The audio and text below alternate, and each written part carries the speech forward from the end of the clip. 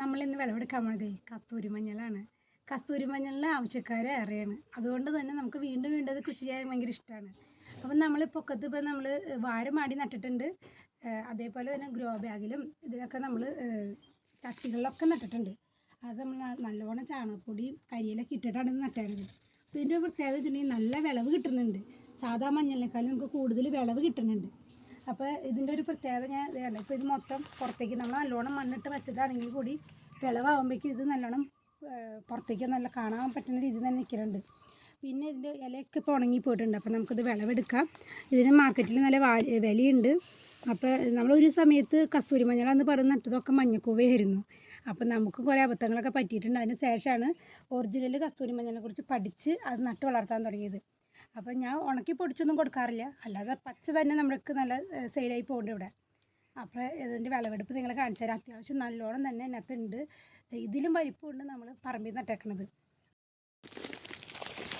നമുക്ക് ഈ grow bag നല്ല ഒരു ഇതാട്ടോ, ചാക്കിൻ്റെയാണ്. അപ്പോൾ നമുക്ക് കീറിക്കളയാനൊന്നും പറ്റത്തില്ല.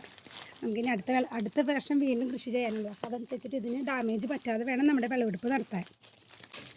നമുക്കത് നല്ല സൂക്ഷിച്ച് എടുക്കാം.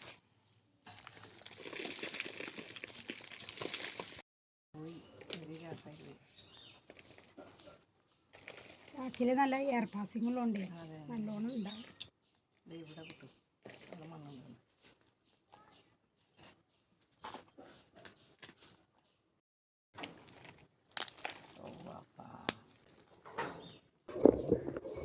നല്ല ക്രീം കളറായിരിക്കും, അതേപോലെ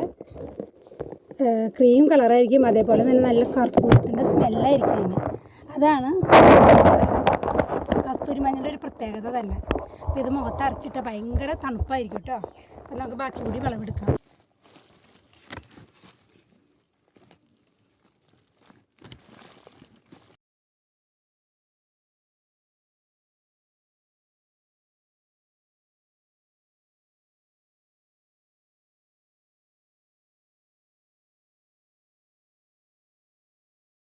അപ്പോൾ നമ്മുടെ കസ്തൂരി മഞ്ഞളുടെ വിളവ് എടുത്തു കഴിഞ്ഞു.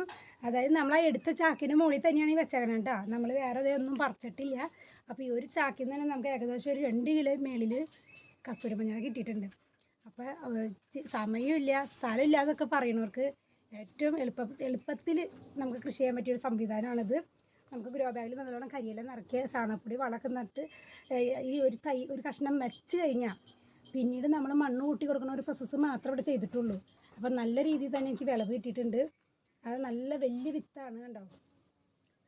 അപ്പോൾ എല്ലാവരും ട്രൈ ചെയ്യുക.